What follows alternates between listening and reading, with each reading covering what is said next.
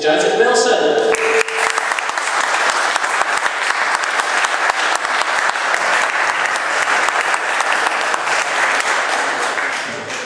Good evening. Good morning, ladies and gentlemen. Feels lovely. Well, I was up at 3:30 this morning, and I hope we didn't have to do that. No, my children slept. No, how blimey.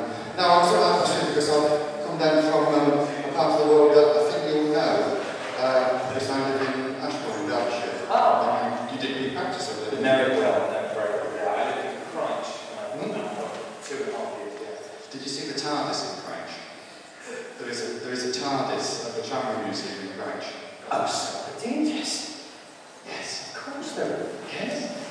Fantastic. Well, we'll talk about that a bit later on. Excellent now. Alan Jackson. Alan Jackson. Let's talk a bit about Alan and how that came about and the rest of it. Well, go on then. How did that roll come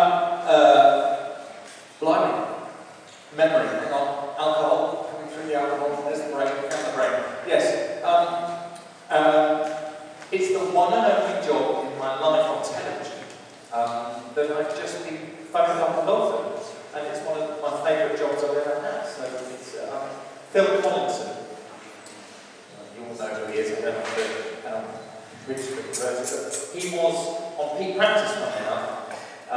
When I joined Peak Practice, this is how meteoric Phil Collinson's rise was to producer of Doctor Who. He was, as I remember, junior script editor. I mean, kind of a coffee book. Peak Practice when I started, and thank goodness I clearly was nice to him when I was there. Because I did 5 series of Peak Practice. By the time I left, he was the producer of Peak Practice. He did that in 2.5 years, from kind of photocopy coffee to producer in 2.5 years, and we clearly got on okay for this. 9 years later, 10 years later, whatever it was. They just, he and Russell just phoned up for it and got it. Fantastic. Yeah, that was extraordinary. And it was only a pilot, of course. So I had no visions that it would run to a couple of series for a 4 years. And of course, somewhat sadly, after the end of the first series, Yasmin had a lot she had to do and went on to do her exams and the rest of it. And that was the death knell, well, not the death knell, but the moving to America knell. Yeah. For you. I really hope they do more about phoning us up and emailing us, dragging us back in. Juliet Cohen plays the character's name. She and I would have happily stayed there for the rest of our lives. We had the best film of the day, and we were heartbroken. Yeah, I have to say. You were the whim of a 16-year-old kid. Well, yeah, I mean, much as we love Yaz, we really do love Yaz, we could have murdered her that week. Or her mum, or whoever it was, I don't know. Yeah. Well, I think it's been quite a bit of I think one would, I'm sure it makes sense. But who knows, maybe the current plots will come to the end of their tension and the Jacksons can move back. Absolutely right. We'll be lovely. Alright, let's go back a bit. How did you get into acting? Do you come from a theatrical family? No. I'll do the shortest version possible of this because it's mind-numbingly boring. Medium version. Medium, sure. Not stage. I never set foot in a theatre or didn't really watch television much as a kid. Although I did like Doctor Who. I remember being addicted to Doctor Who. At 17 or 18 years old, I've been kicked out of secondary school, literally. Didn't finish secondary school. And I found a job. I lived in the middle of nowhere on a farm. There were only a few places, a cyclable distance away to work. There was a supermarket about 4 miles away. There were 2 pubs. There was a butcher's. There was a kind of metal workers, which I did work at. And then bizarrely, in the middle of nowhere, 3 or 4 miles away, was a theatre. A repertory theatre out on the edge of Newbury, called the Waterman Theatre, and I just got a job there because I was quite a strapping sort of 17-year-old. I was tall and strong. So for £2 a show, I would happily come and move the scenery and fly all the scenery in that theatre. So this is the romantic bit. So my job, I lived up there in the fly tower above this theatre. And every night I would watch one particular summer, there was a musical, I remember. I'd look down and I could see the actors mucking around backstage, arguing, fighting, snogging, whatever they were doing. And then they walk through the door, and I'd see them, and it was kind of magical, this musical called The Calm. And I kind of fell in love with that, with the kind of the weirdness of it all. And then I kind of got adopted by that company of actors. They took me to their parties, got to know me. I got quite friendly with an older lady in the company, well, older than me. And they literally said, well, you should have a go at acting. I said, what do you mean? I thought you had to be born into a family like a circus or I literally didn't know you could become one. It sounds stupid, but I really didn't understand the concept.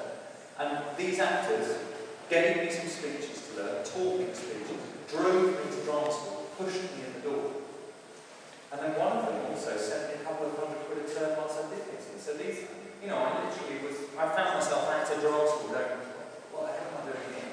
And then got the bug. So I actually got into acting at a drama school. It's really strange. It's really, I recall to these 2 or 3 actors who really kind of took me under their wings. I still can't believe I'm getting away with it at all. But I am more and more stage struck and film struck every day. So and it does feel like a sort of calling. I've got no illusions of being a genius at it, but it does feel like there's nothing else I could have wanted, wake up in the morning wanting to do.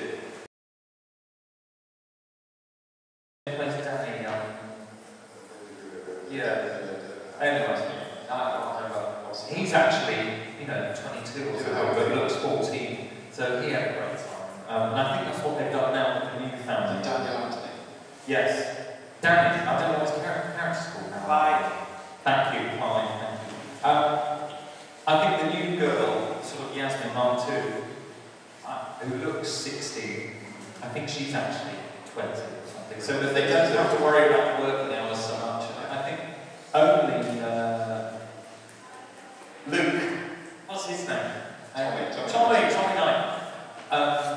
He's still the only one who is actually 16 or under, and I think any minute now, this series they just started 2 weeks ago, they must, I think maybe he doesn't even have a chaperone, they may be chaperone-free now. A bit like Harry Potter's, isn't it? I mean, they're desperate to finish those films before those kids have got grey hair, because they're aging it the most incredible. Well, there's been some photos on the internet of filming the new series with Tommy Knight towering over this. Yeah, oh, sure. Yeah, he is tall. Tommy and I used to go skateboarding together a bit. Yeah, that was another great ambition fulfilled. I'm unashamed, I'm out and proud. I've been a skateboarder for around 28 years and I've never been able to give it up. And Russell T. Davies. No, he doesn't skateboard. No, but he literally overheard me when we shot the pilot, Invasion of Maine. He literally overheard me talking to someone about skating. This is what he told me. And then towards the end of that first series, I got this script when Alan is skateboarding. You're joking. I wonder if I'm going to have to tell them I can do it. So I phoned up and said, you don't have to get stunt guy, I can skateboard. They went, yes, we know that. So that was just a dream come true, really, to get to that.